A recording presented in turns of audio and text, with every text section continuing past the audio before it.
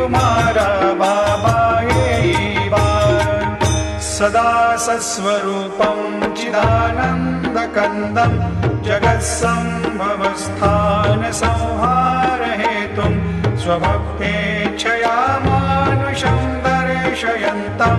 नमामीश्वरं सद्गुरुं साईनाथं भवद्वान्तविध्वंसमार्तण्डमीड्यं मनोवागतीतं मुनिर्ध्यानगम्यं जगद्व्यापकं निर्मलं निर्गुणत्वां नमामीश्वरं सद्गुरुं साईनाथं